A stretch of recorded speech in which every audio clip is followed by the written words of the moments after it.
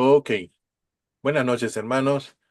Es un gusto estar con ustedes nuevamente para este reto en que nos ponemos todos delante de la presencia de Dios para que ilumine nuestro camino de enseñanza, que nos revele nuestro corazón y que nos ayude a ir mejorando y mejorando, más que eso, teniendo la certeza de la palabra de Dios en nuestro corazón para perseverar en todo lo que Dios quiere.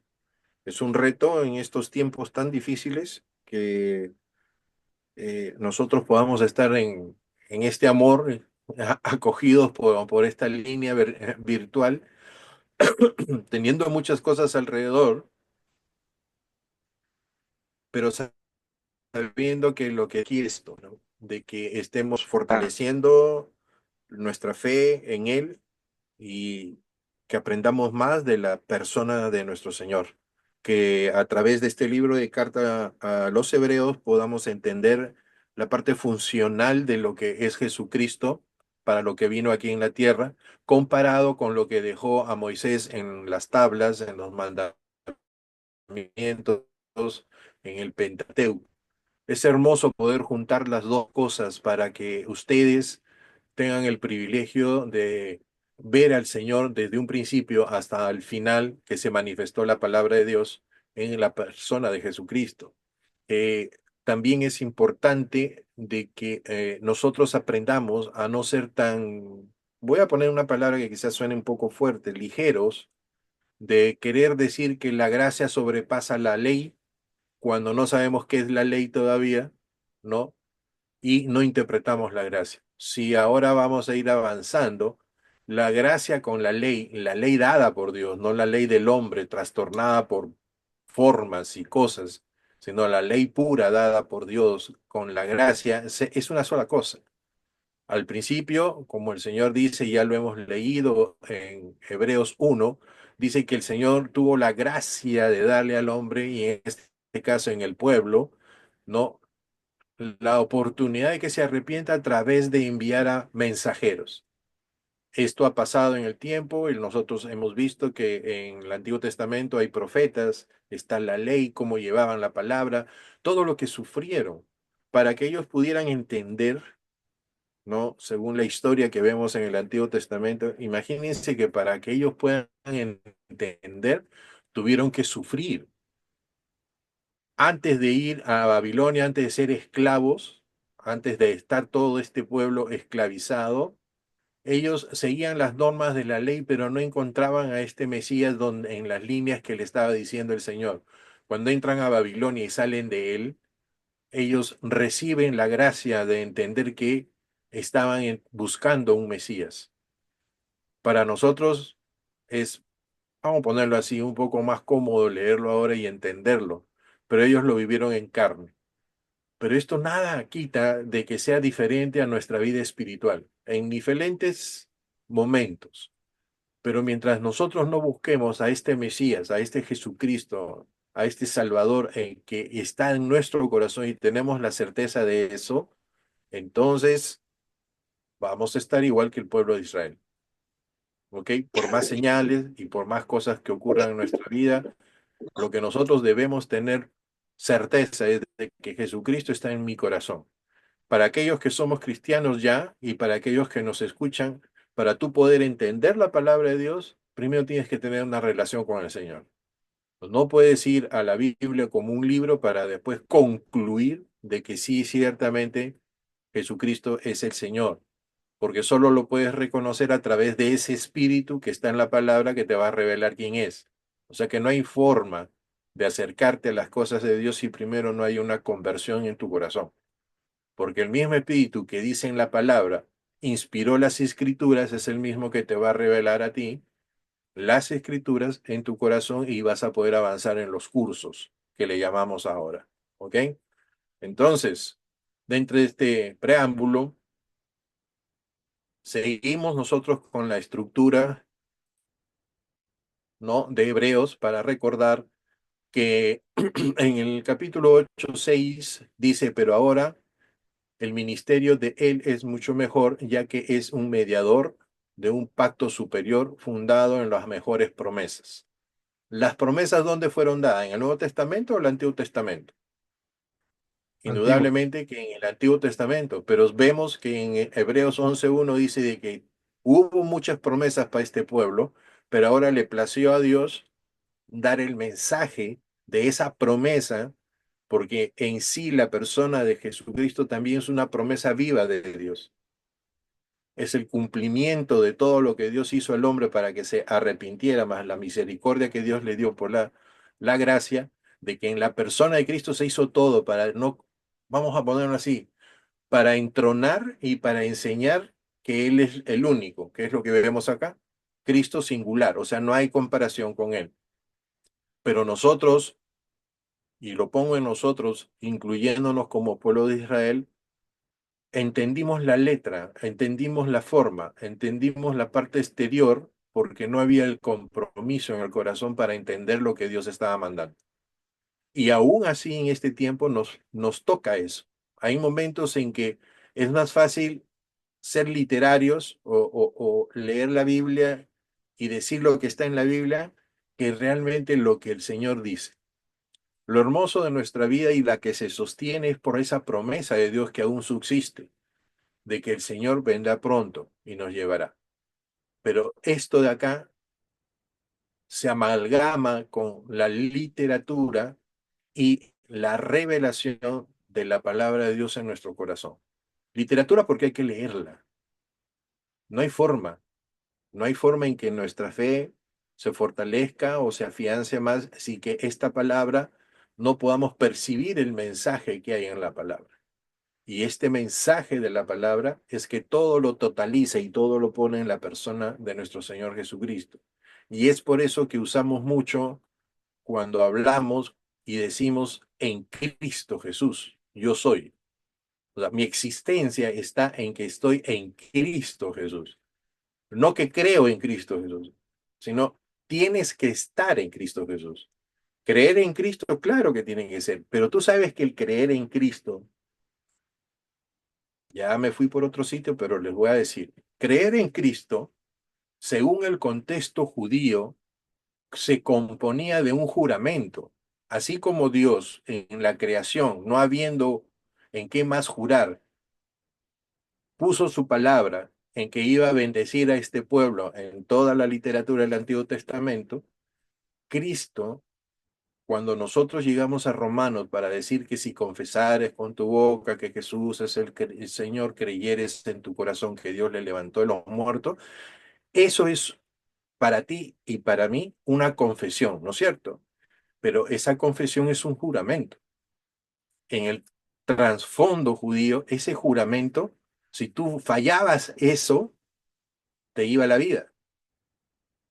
Entonces, lo que te trato de decir es que lo que has confesado en ese momento para estar dentro de la presencia del Señor y pertenecerle a Cristo, es que tú tienes un compromiso y un pacto con el Señor. No es una parte en la cual solo lo has hablado, sino te has comprometido, has hecho un juramento ante la presencia de Dios, de la existencia total de Dios, de la gracia, del poder y la misericordia de Dios, el cual cuando lo has convocado en esa confesión, te has comprometido, pero así no nos han enseñado. A nosotros nos es fácil llegar a un momento en decir, ah, ya se convirtió, aleluya. Y después nos cuesta un montón enseñar hacia adelante porque creemos que las cosas son por decirlas. No, las cosas para nosotros las aprendemos por sufrimiento. No un sufrimiento de latigazo, no estoy hablando de eso, pero sí nos cuesta aprender. Uno aprende por ciertas circunstancias en la vida que las podemos catalogar por sufrimiento. Piensa en las cosas que has aprendido y te vas a recordar que previo a eso hubo un momento difícil. Hubo un momento difícil en la cual sí se te grabó la lección. Y lo mismo que acá nosotros tenemos en esta acción, la vemos con este pueblo que está en ese momento, que aprendió y que tiene historia de la parte judía y que se han convertido y aceptado al Señor. Pero ahora ellos tienen que entender que todo lo que aprendieron no es nada en comparación a la misma persona de Cristo. Y eso lo vamos a ver como en Hebreos del capítulo 4 hasta el 7, imagínense todo lo que vamos a correr, este, ustedes están obligados a masticar, leer y volver a recapacitar en todo lo que se ha dicho. Yo termino nada más aquí, pero ustedes están obligados moralmente, espiritualmente, ¿no? A seguir leyendo e instruyéndose. ¿Por qué es necesario que nosotros aprendamos ahora de Jesucristo como sacerdote en todas sus capacidades? ¿Alguien me puede decir? ¿Y ¿Mm? por qué yo tengo que aprender que Jesús es mejor que el sumo sacerdote y que el sacerdocio mismo? Porque el sacerdote era el que se encargaba de la expiación de los pecados y Jesús lo superó por completo. Muy bien, pero ¿hay alguito ahí más? ¿Él era qué cosa? ¿El encargado de qué dices? De El hacer la mediador, expiación. ¿Él era qué? el El, el, mediador. encar- el mediador, el encargado de hacer la expiación. Correcto. Pero esa es la palabra, el mediador. Pero el mediador, ¿en qué forma? O sea, de Entre abajo Dios hacia y arriba, del costado. no, ¿Qué entre qué cosa Dios y los mediaba? hombres, Lo que dijo Sofi. entre Dios y los hombres, pues, Entre Dios y los llevarlo hombres, a de la arriba carga. hacia abajo. De abajo hacia arriba, o sea, de la tierra hacia el cielo. ¿Por qué? Lo que dijiste. Por los pecados del hombre. ¿Está bien? Entonces, ¿qué cosa es lo que nos está enseñando acá en Hebreos? Si yo no lo puedo comparar, yo tengo que ver también un poco hacia atrás. Entonces, el sumo sacerdote dentro de la tribu de Leví, o sea, los sacerdotes eran de la tribu de Leví, ¿ok? Y había un sumo sacerdote representante que podía entrar una vez al año para hacer la ofrenda en la cual daba el sacrificio por los pecados del pueblo. Pero había algo peculiar, de que él podía dar ese sacrificio, pero también tenía que hacer su sacrificio para limpiarse y poder llevar recién el mediador, ser mediador de la gracia que le pedía a Dios a través del sacrificio.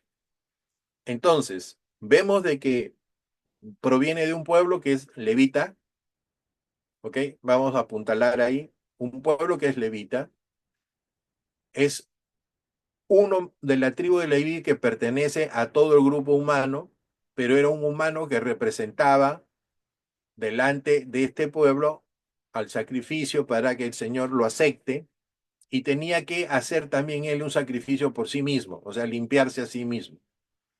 Estas pautas no eran lo que Dios quería, sino que estaba mostrando Dios para que entendieran que ellos necesitaban y nosotros un mediador excelente, no un mediador que constantemente se tenía que renovar, porque indudablemente a ver un pueblo y llegar a cierta edad tenían que renovar esta función sacerdotal.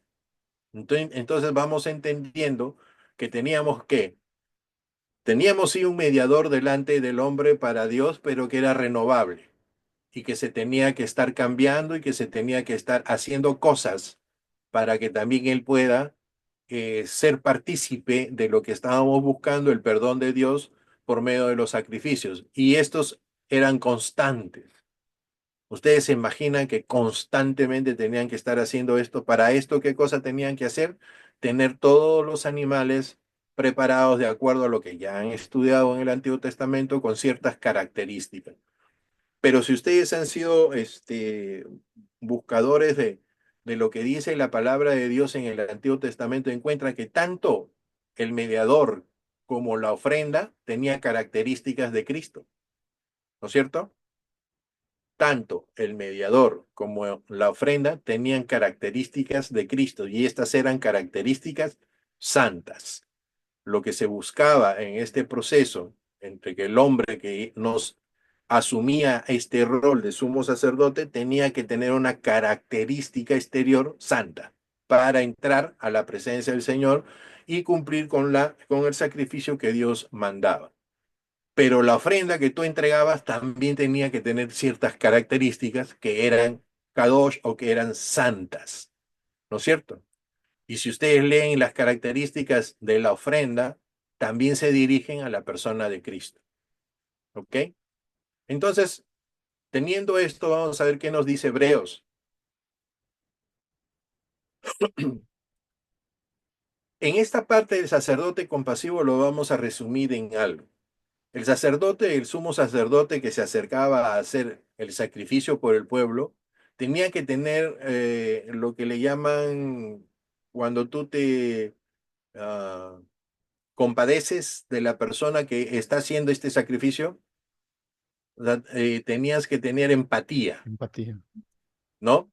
Entonces, ¿qué es lo que significaba esto? La empatía es ser igual o sentir de alguna manera lo que la otra persona te está mostrando, ¿no? Porque puede ser indiferente al dolor de la otra persona, pero él tenía que tener esa empatía. Pero, ¿cuántos momentos podía tener el sumo sacerdote para decir que tenía la empatía? No había mucha seguridad, supongamos, pero él cumplía con el sacerdocio, o sea, él cumplía con la obra que tenía que hacer. No había un acto exterior que lo ponía en un corazón, estaba dispuesto a tener compasión. Pero se supone que toda la acción que él hacía para prepararse y para ponerse delante de la presencia de Dios tenía ese carácter compasivo. Esto lo tenemos que poner al igual que Jesucristo. ¿Cómo Jesucristo hizo su misericordia o cómo mostró su misericordia al ser humano para decir que fue compasivo con nosotros? ¿Alguien me puede decir? Bueno, Dios, al hacerse humano, ya de por sí está mostrando bastante compasión por nosotros. Exactamente, esa palabra, al hacerse humano. Y ustedes bien saben en la palabra de Dios que Él dice que se rebajó, se humilló hasta lo sumo, hasta hacerse como nosotros. Y más y menos y más profundamente que nosotros, en el sentido menos que nosotros, porque fue crucificado como maldición por nosotros, pagó nuestros pecados. Y eso lo sabemos. Pero miren lo que dice Hebreos. ¿Ven ahí? Hebreos 4, 14, del 5 al 3 vamos a ir avanzando. Nos habla de la superioridad de Jesús como sumo sacerdote y su capacidad de ayudarnos. ¿Creemos eso? La palabra de Dios, miren lo que dice. Verso 14. Teniendo pues un gran sumo sacerdote que traspasó los cielos, Jesús, el Hijo de Dios, retengamos en nuestra profesión. A ver, teniendo pues un gran sumo sacerdote que traspasó los cielos, Jesús, el Hijo de Dios, retengamos nuestra profesión. Este versículo nos recuerda que Jesús, sumo sacerdote, ha pasado de la muerte y resucitado. Ascendió al cielo donde intercede por nosotros ante Dios. ¿Dónde intercede Jesús? ¿Abajo en la tierra o arriba en el cielo? Arriba. Correcto, Después de la resurrección arriba, correcto. Pero ¿por qué intercede ahora arriba? ¿Dónde está sentado? porque está a la diestra del Padre. Aleluya. Ese es el punto. Ese es el punto. Porque ahora está sentado a la diestra del Padre después de haber hecho su voluntad. Dios le ha dado esa potestad de que ahora él está a la diestra del Padre y tomar la posición que él tenía anteriormente antes de que bajara a la tierra para hacer la obra de Dios. Del 15 al 16. Porque no tenemos un sumo sacerdote que no pueda compadecerse de nuestras debilidades. ¿Qué significa esta primera parte? Que no pueda compadecerse. Quiere decir que en la parte humana, en la parte en que había un sumo sacerdote, podía caer en esto de no compadecerse de lo que estaba haciendo el grupo o el pueblo. Si no, no lo pondrían. Entonces, dice, sino uno que fue tentado en todo según nuestra semejanza, pero sin pecado. Acerquémonos, pues, confiadamente al trono de la gracia para alcanzar misericordia y hallar gracia para el oportuno socorro. Nos está dando y nos está mostrando aliento para nosotros lo que estamos caminando en fe. ¿Qué dice? Jesús experimentó la tentación como nosotros, pero sin pecar.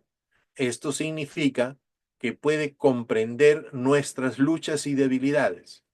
Para nosotros que estamos constantemente luchando, entre la carne y el espíritu. Debido a su compasión podemos acercarnos a Dios con confianza, sabiendo que Él nos dará la gracia y el apoyo que necesitamos. Pregunto, ¿cuántos nos acercamos de esa manera que habla este versículo a la presencia de Dios por mérito de nuestro Señor Jesucristo? ¿Y cuánto en ese proceso que hacemos de repente dudamos? O sea, tenemos que estar más firmes en ese acercamiento a la presencia de Dios y luchar contra nuestras dudas, nuestros miedos quizás. ¿Me entienden? Entonces el Señor acá nos está mostrando en estos primeros versículos la esencia que Él tiene y cómo nosotros podemos confiar en esa esencia que Él tiene y que ha sido mostrada por el Espíritu Santo. Hebreos 5, 1, 3. Porque todo sumo sacerdote ya hace referencia a la función sacerdotal tomado de entre los hombres, hace referencia a la tribu de Leví, es constituido a favor de los hombres. O sea, separaban a uno de la tribu de Leví a favor de todo el pueblo, por el pecado de los hombres, en las cosas que pertenecen a Dios, para ofrecer dones y sacrificios por los pecados, y puede compadecerse de los ignorantes y extraviados, puesto que él mismo está rodeado de esa debilidad. O sea, la debilidad propia del sumo sacerdote, al reconocer que también es igual hacia el otro, él le llamaba que se compadecía. ¿Estamos? Jesucristo vino a la tierra, Jesucristo se hizo hombre, se asemejó a nosotros, estaba haciendo esa compasión, pero compasión eterna, no una compasión humana, una compasión que lo hizo rebajarse hasta lo sumo. Y por causa de ella debe ofrecer sacrificios por los pecados, así por sí mismo como también por el pueblo. Estos 3 versículos del capítulo 5 dice, este pasaje nos recuerda que Jesús como sumo sacerdote es humano y puede comprender nuestras debilidades. Él ofrece sacrificios por nuestros pecados, ¿ok? Así como por los suyos propios. ¿Quién? Los sacerdotes que había antes. El Señor lo hizo para a favor nuestro. Al hacerse humano, se estaba poniendo igual en la misma naturaleza, ¿no?, que nosotros teníamos y que iba a pagar lo que la ley estaba pidiendo por el pecado del hombre. En resumen, estos versículos nos animan a confiar en Jesús como sumo sacerdote, quien nos comprende porque la padeció. Ustedes han leído en la Biblia, ¿no?, que dice que Él nos comprende porque padeció en todo. No hay nada que no podamos decir que no nos pueda ayudar el Señor porque en todo fue tentado, dice. Sin pecado, eso es cierto, pero en todo fue tentado. ¿Y en qué recurrió Dios dándole ese poder a Jesucristo en ese momento de la lucha? ¿Qué recurrió Jesucristo? ¿Qué usó Jesucristo para salir de la tentación? La misma palabra, La ¿no? palabra de Dios. O sea, que están bien expeditos, ¿saben? Muy bueno, muy bueno, me da gusto. David, Sí, quizás apuntalar ahí que no solo, o sea, cuando decimos la palabra a veces suena muy genérico porque hay cierto sector de los cristianos que te recitan la palabra, ¿no? O en el sentido de que piensan que así se hace frente a la tentación, recitando la palabra.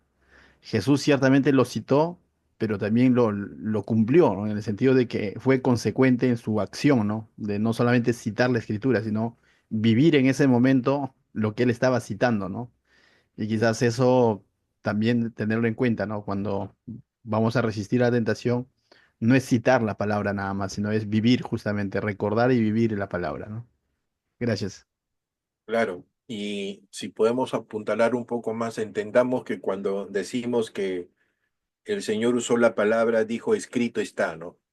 Y cuando dijo escrito está, utilizó la palabra en la cual hablaba de la naturaleza de él mismo como Dios. ¿Me entiende? Entonces, ¿qué es lo que nos quiere mostrar el Señor? Cuando tú utilizas la palabra de Dios, esta tiene que estar escrita, no solo en el papel, sino en tu corazón. ¿Ok? ¿Me entienden eso? ¿Dónde Dios dijo que en aquellos tiempos pondré mi ley? En nuestros Mi corazón. corazones. En el corazón será escrita y en nuestra mente también la pondrá. pero la pondrá como una literatura, como un concepto en la cual ya no necesites Biblia ni un iPhone para poder leer la Biblia o sacar rápido los versículos. No, lo que está hablando en la palabra de Dios es que el trato va a ser más directo y que y vamos a tener a la mano y a la disposición.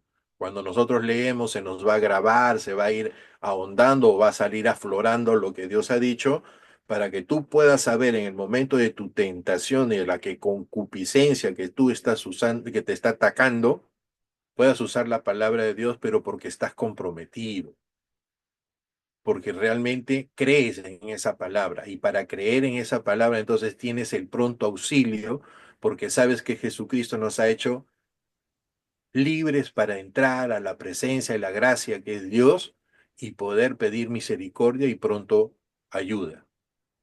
Entonces no es el hecho, como dice el pastor, solo el mencionar porque yo me sé los versículos, porque hay algunos que se pasan de muy fuertes y creen que ellos pueden hacer la solución del pecado, pero no es así. Es confiar en que Jesucristo es quien nos libra. Nosotros no tenemos fuerza para nada, solo acercarnos por la gracia para que Dios nos ayude. Si tú crees que tú puedes porque tienes alguna herramienta en la cual puedes pronunciar como algún conjuro o alguna cuestión brujal de brujos, no, estás bien equivocado, no, no es así. La pronuncias porque ese nombre está dentro de ti. Y eso es lo que se llama estar en Cristo Jesús. Bueno, Ese es por sigamos. medio del Espíritu Santo, ¿no, pastor? Claro, ese sello es total por eso, porque esa es la obra del Espíritu Santo que ahora está para nosotros. Una vez que Él dijo, y me voy y les dejaré este consolador es para que les recuerde y los guíe, dice. ¿En qué cosa te va a guiar si no tienes nada en el corazón? Por eso la palabra tiene que estar dentro de nosotros, por eso dice el Señor, te la pondré dentro. Y el Espíritu Santo, en esa fusión que tú haces de obedecerle a Dios, la fe es la que te mueve y esa fe es la que trae el poder del Espíritu Santo. Porque si no hay fe, tú no puedes traer nada de lo que es de Dios. Entonces todo es un conjunto interno, ¿no? Pero ahorita, en este tiempo, en este momento, ahorita, este minuto, quien nos ayuda en todo este entorno a recordar, a leer, a hablar y a hacer toda la fortaleza que necesitamos, es el Espíritu Santo. Y el Espíritu Santo, ¿a quién representa? A Dios. Y el Señor está diciendo que el Espíritu Santo va a hablar todo lo que habla el Hijo con el Padre. Y eso es todo lo que nosotros vamos a recordar. Y hay que tener confianza, o sea, en pocas palabras, oye, no dudes, o sea, en tu cabeza no puedes dudar. No, sí, yo ya oré ya, pero ya le pedí al Señor, pero esas cosas tenemos que sacarnos de nosotros. Cuesta. Porque cuando el Señor retarde su respuesta, ¿cómo vamos a quedar nosotros? Pero esa fe no se puede mover porque se ponga un poco tarde la respuesta de Dios. Siempre va a responder. Y la otra que tenemos que aprender, ya la hablaremos pronto y en otro momento, Dios no siempre responde con un sí para todo lo que pides, ¿no? Dios es soberano, o sea, tú a Dios, la oración nuestra hacia Dios es una súplica, no es moverle ni la voluntad, ni el brazo, ni su mano para que Él haga lo que yo quiera. Es por misericordia, pues Dios tiene la potestad, si Él quiere o no, sí o no, Él puede, Él tiene esa potestad, ¿no? Que nosotros digamos que sí o sí, ¿no?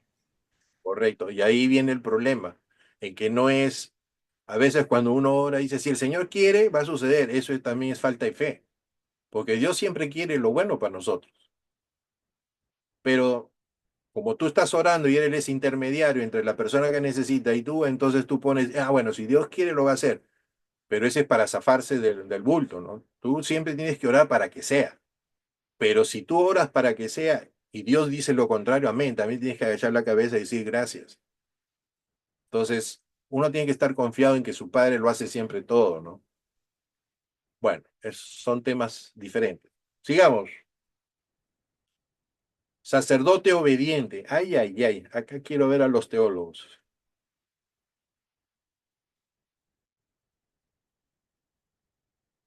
Hebreos 5.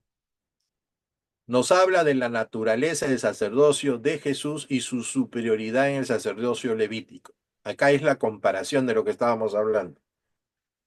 Los sacerdotes son del pueblo levita, ¿está bien? Y ahí venía la secuencia. Ahora vamos a ver cómo se nos enseña a nosotros de dónde viene el sacerdocio de nuestro Señor y por qué es superior. ¿Okay? Verso 4. Y nadie toma para sí esta honra, sino el que es llamado por Dios, como lo fue Aarón. Este versículo nos recuerda que el sacerdocio no es algo que se busca, sino que es un llamado de Dios. Jesús fue llamado por Dios para ser nuestro sumo sacerdote, al igual que Aarón fue llamado para ser el sumo sacerdote de Israel. 5. Así tampoco Cristo se glorificó a sí mismo para hacerse sumo sacerdote, sino que él dijo, está ahorita tomando la palabra en el Antiguo Testamento cuando el Señor le dice esto, tú eres mi hijo, yo te he engendrado hoy. ¿Ok? Jesús no se autoproclamó sumo sacerdote, sino que fue nombrado por Dios el Padre. El Padre dijo de Jesús, tú eres mi hijo y yo te he engendrado hoy. ¿Ok? A ver, pastor, Sí, David, una consulta. dale. Lo dejamos para otra este versículo porque nos va a tomar tiempo. No, No es dale, que todo. no Ese es que me punto. esté corriendo, ¿no? Pero a ver, hago yo la pregunta y de ahí saquemos la respuesta, ¿no? Dale. En este versículo 5, cuando el Señor dice, tú eres mi hijo, yo te he engendrado hoy, ¿a qué se refiere, mis estimados alumnos? Que Dios le está dando a conocer como su hijo. ¡Oh, su madre! Ya, pues. Pedro, no te lo reveló tu cabeza, sino Dios que está en los cielos. Ah, Señor bendito, que me has ¿cómo es? Me has facilitado la tarea, mi estimado.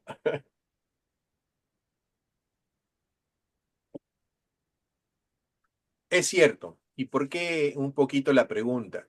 Lo que sucede es que en otros tiempos, en otros momentos de mi vida, ¿no? Ha habido una confusión con este asunto del engendrado, ¿no? Ustedes saben que engendrado es que tiene que haber un papá, una mamá y sale, un hijo, ¿ok? Bueno, entonces decía, Dios ha engendrado, quiere decir que debe haber una mamá Dios, ¿no? Y esas formas de pensamiento han estado en lo que eran los anatemas o lo que eran las personas que querían confundir al pueblo, ¿no? Lo que ha hecho Julio César es importante porque hay que tener presente que Dios tenía una existencia eterna y su Hijo igual. Ujú.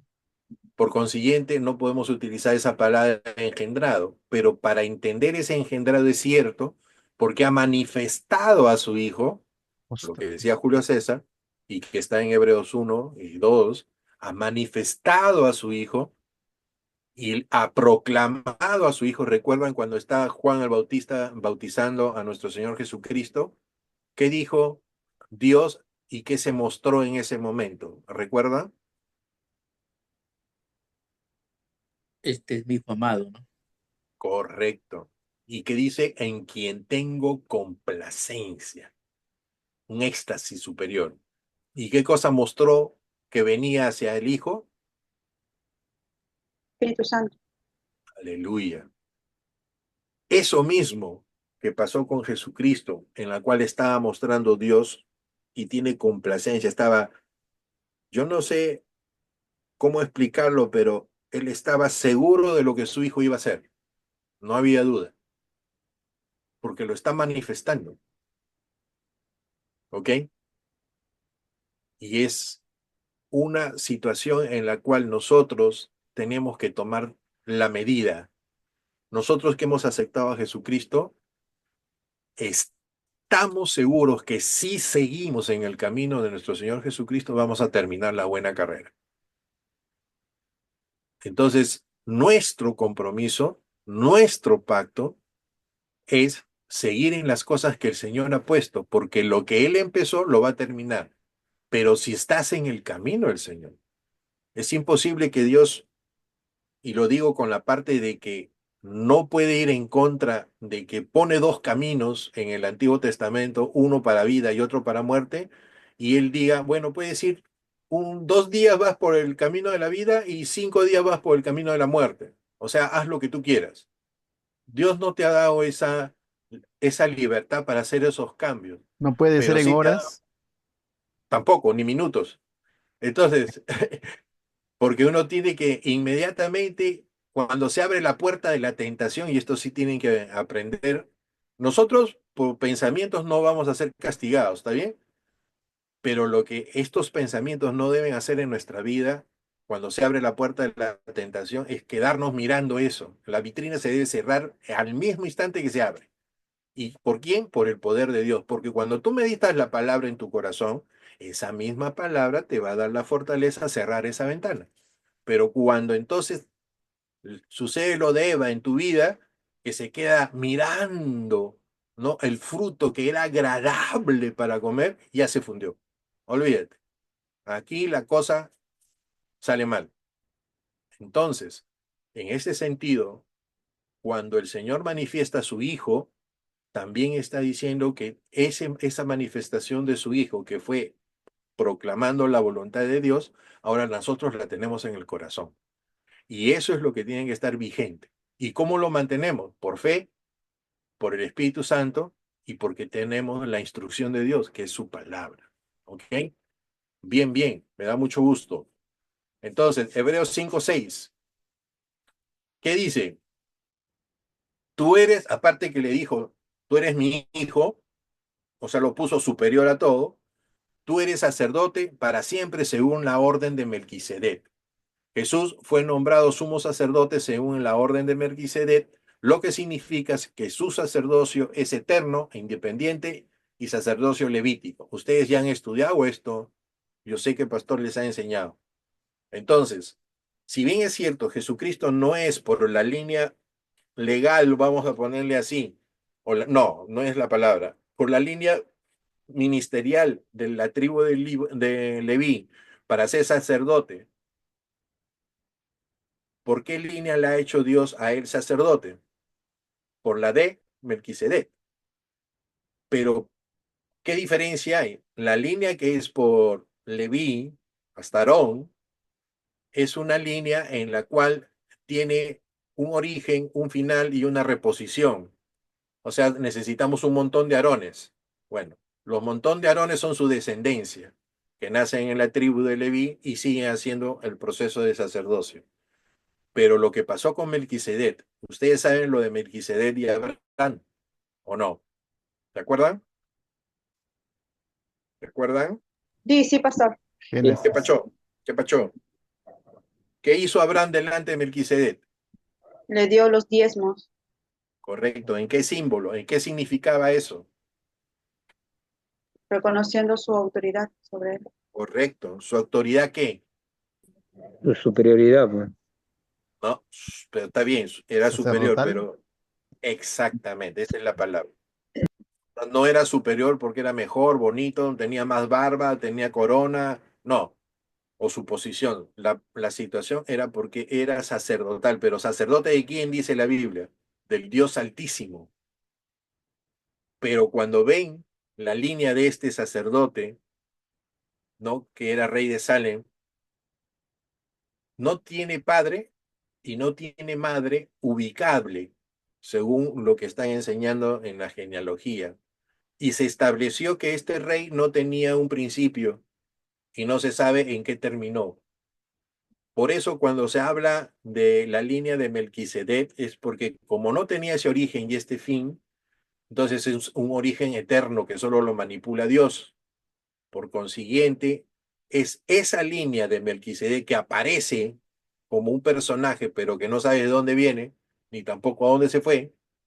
Entonces lo establecen como que Dios tomó su voluntad propia para establecer a este sacerdote encima de todo lo que ya él había dado para el pueblo, que habían unos sacerdotes por la tribu de Leví. Entonces está diciendo lo que han dicho todos ustedes. Era superior esta línea sacerdotal a la que se había determinado por la tribu de Leví. Ya desde ese entonces, Dios había puesto un aclare para que cuando sea manifestado aquel que ha de venir, que es Jesucristo, Mesías en ese momento, ya se sabía que era superior a todo lo establecido en la tierra para tener relación hombre-Dios.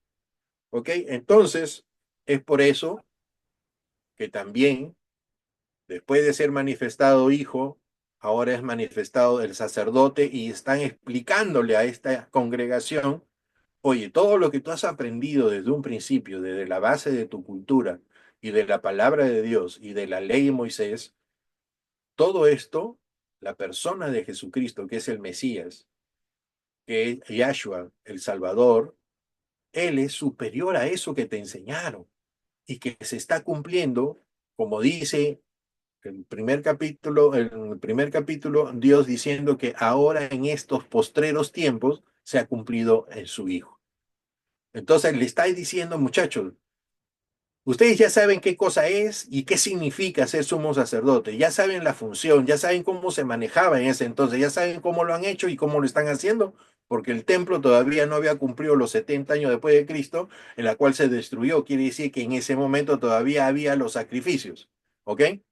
Había esas acciones, pero entonces ellos estaban tratando de salirse y volver a eso antiguo porque su confianza estaba en eso. Pero Pablo les vuelve a decir de que ellos tenían que tener confianza en que Jesucristo es superior, y le mostraba la palabra de Dios para que sepan que ya estaba escrito desde antemano. 5:7, el cual en los días de su carne, ofreciendo ruegos y súplicas con gran clamor y lágrimas al que podía librarle de la muerte, fue oído a causa de su reverencia. Jesús en su humanidad oró con fervor a Dios. Esto se está refiriendo, ustedes saben, cuando él le pide al Señor, manifiesta, no le pide, manifiesta de su corazón de que si se puede salir de esto en su carne, bueno, pero que él le placía hacer su voluntad, por eso él quería seguir en lo que estaba ya determinado. Su oración fue escuchada porque era reverente y obediente a la voluntad de Dios. ¿Ok? 5:8. Aunque era hijo, aprendió obediencia por lo que padeció. Uy, uy, uy, otro problemín. Aunque Jesús era Dios, aprendió la obediencia a través de sus sufrimientos. Su obediencia a la voluntad del Padre lo llevó a la cruz. Stop. Pregunto. Los teólogos, por favor. ¿Qué piensan ustedes de este verso 5:8? Yo creo que no habla acerca de Jesús, siempre fue obediente, o sea, él siempre fue el eterno, sino es que para compadecerse de nosotros es que él se sometió a la obediencia de Dios a todo lo que estaba escrito, estipulado en el Antiguo Testamento. Y como para cumplirlo, si para podría decir, ¿no? Isaías 53, es un punto de vista que puedo hacer. Los padecimientos. Y Creo que... ciertamente para ocupar nuestro lugar, pues, ¿no? Bien. ¿Otro Cuando dice, más? cuando dice a periodo de obediencia, está hablando en su humanidad. Correcto. Correcto. Pastor, Dime, David, ¿a qué sinagoga los estás llevando? ¿por qué? ¿Está bien? ¿Está bien? Felicito, felicito, los felicito. Gracias por hacerme las cosas fáciles. Mm, Muy bien, los felicito a ustedes, hermanos, porque se nota de que están siendo bien enseñados. Es cierto lo que están diciendo, y es cierto de que Él no es como nosotros que aprendemos obediencia, ¿ok? Sino que Él, al venir a manifestar la voluntad de Dios en su voluntad, mostró, que sería la palabra, la obediencia de Él a su Padre. ¿Ya? Si tuviéramos que ahondar en el original de la palabra, nos encontraríamos un momento que no es tanto lo que nosotros sabemos del conocimiento cognitivo, sino de una situación en la cual que por su experiencia y sufrimiento mostró obediencia. ¿Ok? 5:9. Y habiendo sido perfeccionado, vino a ser autor y eterno de eterna salvación para todos los que le obedecen. A través de su sufrimiento y obediencia, Jesús fue perfeccionado y se convirtió en el autor de la salvación eterna para todos los demás. Para nosotros, en la palabra, cuando leamos perfeccionado en referencia a nuestra santidad, a nuestra posición santa, significa ser completo. ¿Ok? O sea que concluyó, dice el Señor, que Jesucristo es el autor y consumador de la fe. O sea, completó la labor que tenía para nuestra salvación. Verso 10, nombrado por Dios como sumo sacerdote según la orden de Melquisedec. Ok, ya lo estudiamos, ya lo decimos. Vamos avanzando. Esto era, y aunque era hijo, aprendió. Contexto, este versículo se encuentra en medio de un pasaje que habla de la humanidad, de lo que han estado hablando. Por eso digo que bien, la humanidad de Jesús y la experiencia en su sufrimiento. El autor de los Hebreos está argumentando que Jesús, a pesar de ser Dios, experimentó la vida como un ser humano. Aprendió obediencia a través de su sufrimiento, a través de las experiencias que tenemos. ¿Ok? Muy bien, me da gusto. Advertencias para el pueblo, y ya estamos avanzando. Del 5:11 al 6:20. Rápidamente, del 5, verso 11 al 14, habla sobre la apostasía. Para ustedes, ¿qué es apostasía? En una palabra. Ya, bueno, en dos. Negar a Cristo. Sí, es lo más directo que hay. Volverte Apartarse atrás, de Dios. volverse ¿Perdón? atrás, volverse Sí, atrás. bien. O sea que la apostasía no solo es una negación, vamos a poner así, verbal, que pueda tener una persona, sino una aquella que aborrece todo lo que antes creyó, ¿no es Como cierto? Y renegar, renegar de exactamente, su fe. esa es la palabra, renegar, ¿no? Acá dice, sobre este tema tenemos mucho que decir, aunque es difícil de explicarlo, estamos hablando del texto. Porque ustedes lo que les entra por un oído les sale por otro. Yo agarré la versión internacional para poner este versículo porque me gustó te entra por un oído y te sale por otro. En la Reina Valera dice tardos para oír, por si acaso, ¿ya? En realidad, a estas alturas ya deberían ser maestros. Ay, ay, ay, a quien le toque, bueno. Y sin embargo, necesitan que alguien vuelva a enseñarles las verdades más elementales de la palabra de Dios. No podemos estar, pues, siempre estar hablando de lo básico de nuestra fe y tenemos que avanzar en un proceso de que ya me puedas tú manifestar tu relación con Cristo de tus palabras, porque la palabra ya se está haciendo carne en tu corazón, ¿no? Y no puedes estar constantemente hablando de bautismo, ¿no? De cosas que son elementales para la fe, ¿no? O de cómo es la fe. Dicho de otro modo, necesitan leche en vez de alimento sólido. ¿Está bien? El que solo se alimente de leche es inexperto en el mensaje de justicia. Estamos utilizando una palabra que nos puede aclarar de que este hecho de ser menos entendido o más entendido es por tu, eres inexperto, quiere decir que no has sido todavía chocolateado en las cosas del Señor, ¿no? Que vives casi superficialmente, ¿no? Pero cuando ya metes la mano al arado y cuando te encuentras con todas las cosas que hay ahí en la tierra, debajo de la tierra, entonces eso es lo que te hace una persona sujeto, arraigado a la fe que es en Cristo Jesús. Tampoco vas a sacar pecho porque sufres. No es la idea, ¿no? Por si acá yo pongo el parche antes que se le salga el pecho a alguien, ¿no? Pero bueno. Entonces, el asunto es acercarnos sobre esa justicia que nos ha justificado nuestro Señor Jesucristo por Él, porque Él hizo la obra, porque Él ahora está vivo, porque Él ahora está cerca de nuestro Padre y porque Él, ¿qué hace?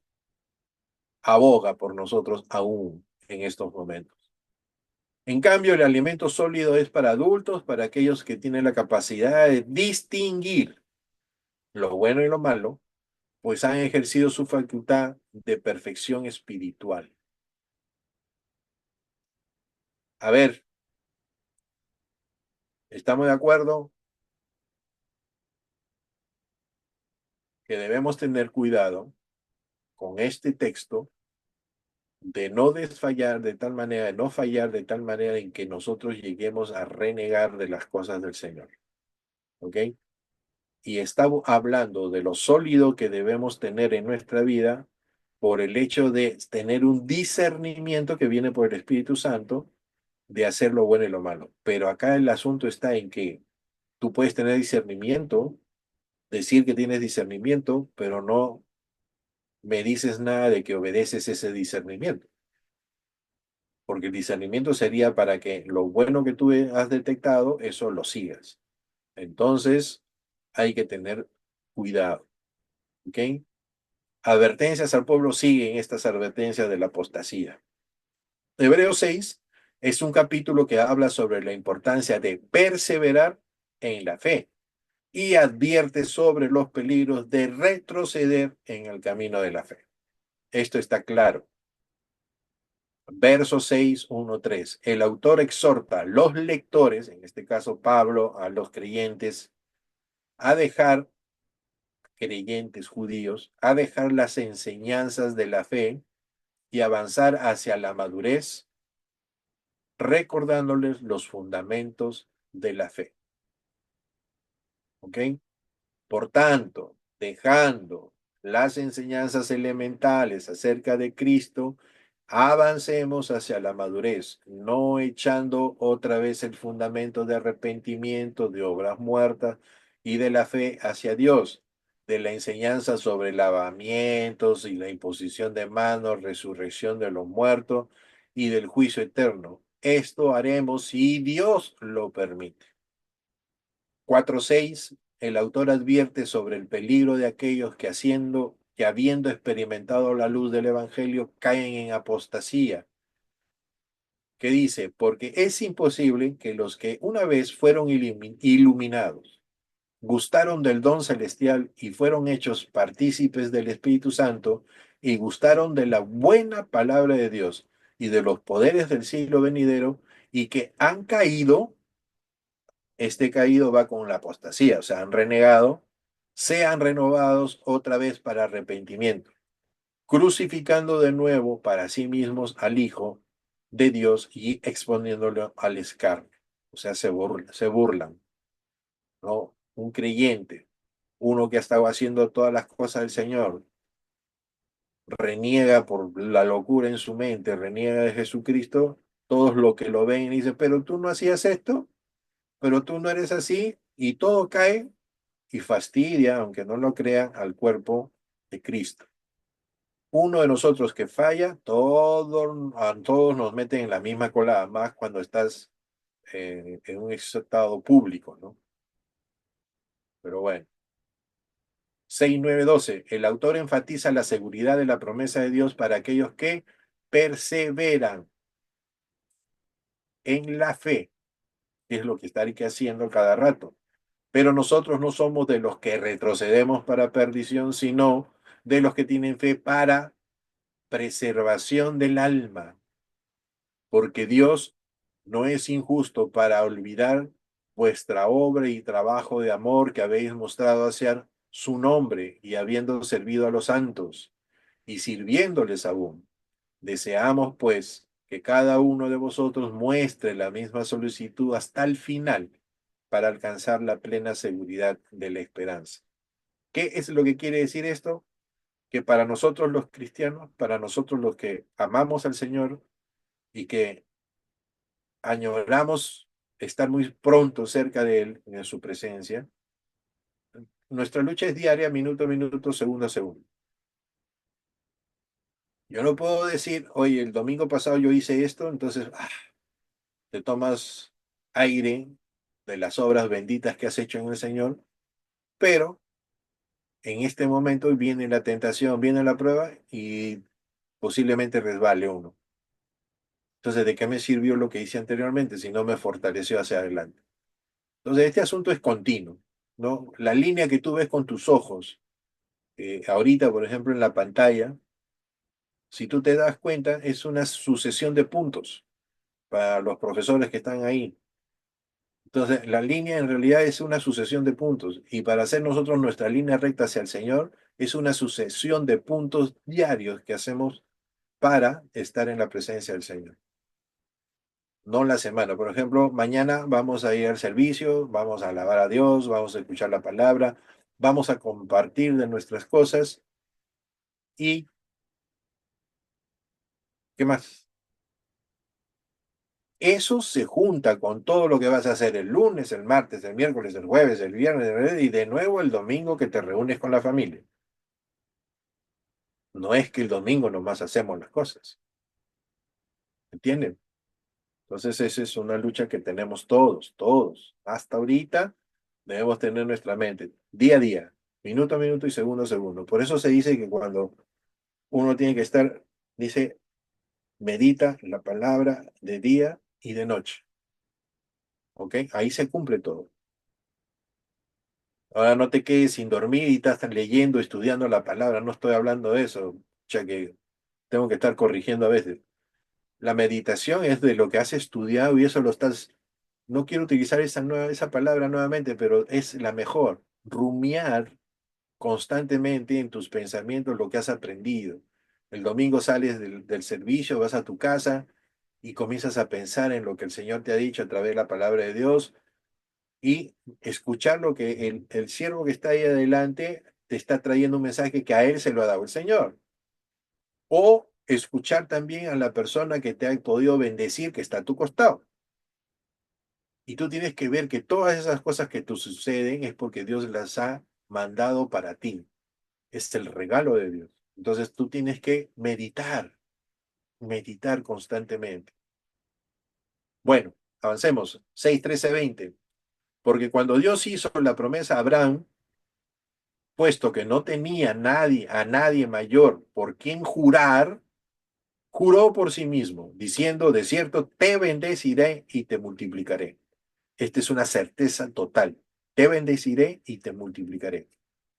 Y así, habiendo esperado con paciencia, obtuvo la promesa. ¿Cuál fue la promesa de Abraham? Su hijo. ¿Está bien? Y de él, la Su llenura de descendencia. las estrellas. ¿Ah? Su descendencia, ¿no? Correcto.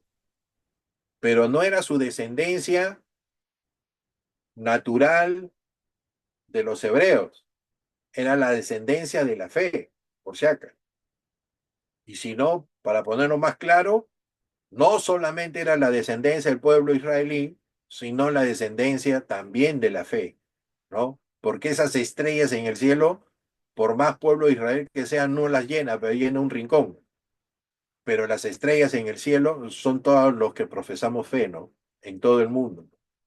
Entonces, entendamos por ese lado también. Porque los hombres juran por alguien mayor que ellos, y el juramento para confirmación es para ellos el fin de toda controversia. O sea, lo dijo o lo juró y punto, se cumple, se acabó o lo cumplimos. Y lo mismo está sucediendo con nosotros cuando confesamos o nos acercamos a las cosas del Señor y decimos cosas con Dios, nos comprometemos con Dios, pero que tenemos que hacerlas. Así Dios, queriendo mostrar más abundante a los herederos de la promesa la inmutabilidad de su consejo, interpuso juramento, para que por dos cosas inmutables, en los cuales es imposible que Dios mienta, tengamos un fuerte consuelo los que hemos acudido para asirnos de la esperanza, pues delante puesta delante de nosotros. Está hablando de nosotros, lo de la fe. Esta esperanza tenemos como ancla del alma, segura y firme, el cual penetra hasta dentro del velo. O sea, tenemos libertad para acercarnos a la presencia de Dios por los méritos de Jesucristo, para poder pedir, orar y para ser limpiados también de nuestro corazón, donde Jesús entró por nosotros como precursor primero, hecho sumo sacerdote para siempre con la orden de Melquisedec. Lo que nos está mostrando aquí la literatura y lo que nos está mostrando la palabra de Dios es que lo que le está enseñando a este pueblo, están recordando todo lo que son los judíos, pero también les está diciendo de que todo lo que ellos han aprendido anteriormente no tiene la medida ni el peso en la persona de Jesucristo.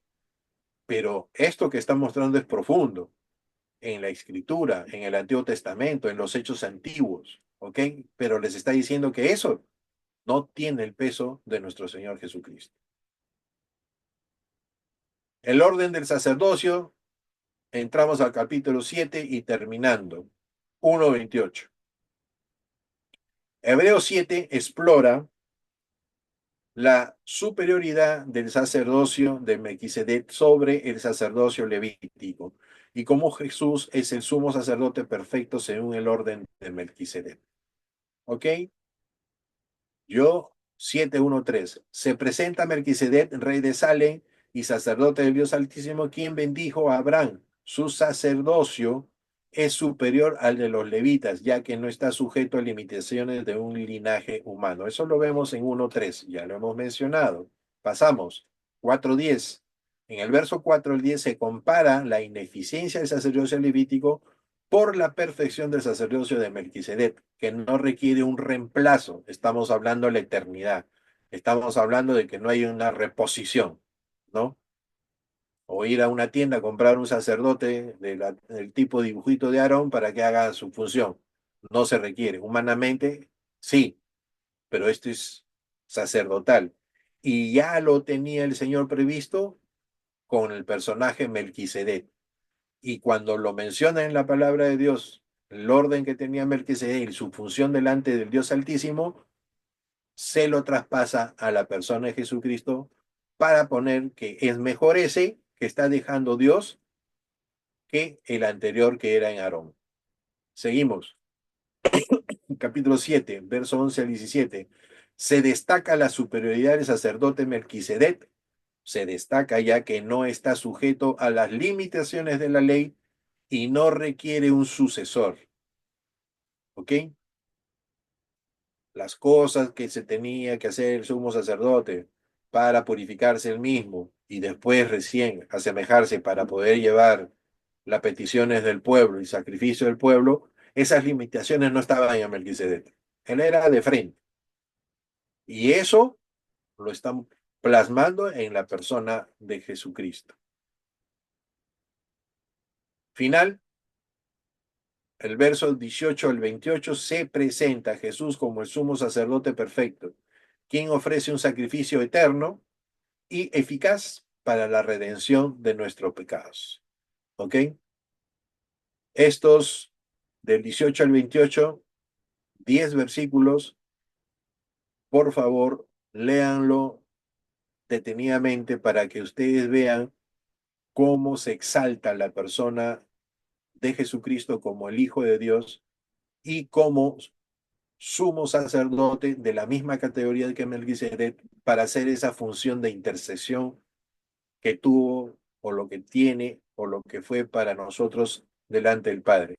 Pero el sumo sacerdote, estamos hablando no solo de la función que ejercía, sino que a su vez se nos muestra que él fue la ofrenda.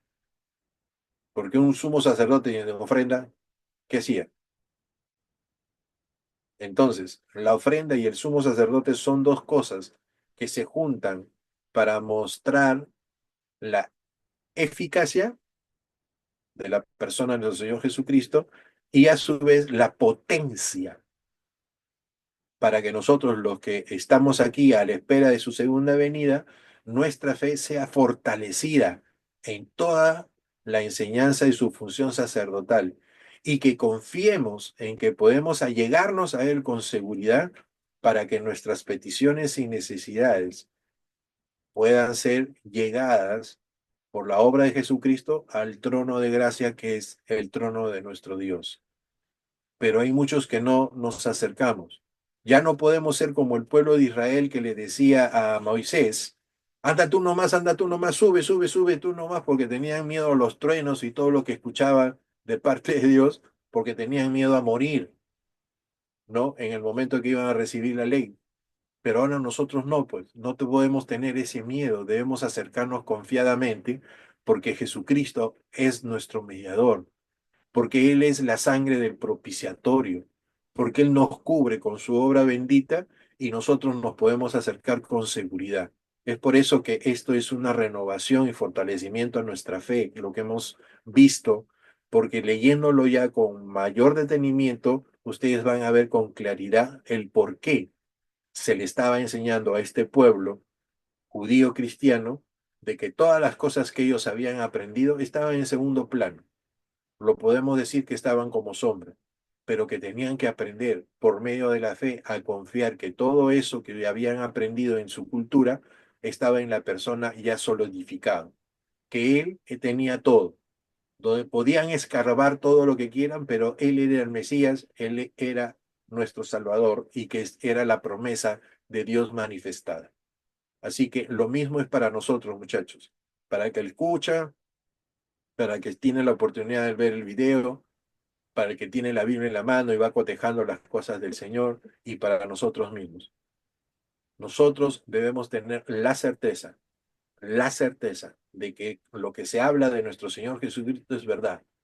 No es cosas como decían antiguamente cuando enseñaban que, son fábulas, son cuentos, son cosas. No, para nosotros los cristianos esto es vida. Esto no solo es una enseñanza, esto es una persona. Y esta persona yo sé que está en tu corazón. Comienza a tener esa relación a mayor profundidad. No nos quedemos ahí nomás donde nos enseñaron en algunos momentos. Busquemos más una relación personal con Él. Dios me los bendiga. Estaremos ya en la próxima clase. Pastor, lo dejo a su disposición. Buenas noches. Muchas gracias, David, por la clase del día de hoy. Vamos a orar para terminar y luego pasamos a un tiempo de preguntas y respuestas o a algunas acotaciones que alguien quiera dar. Padre, te damos gracias, Señor, por este tiempo que nos has permitido estar juntos, Señor.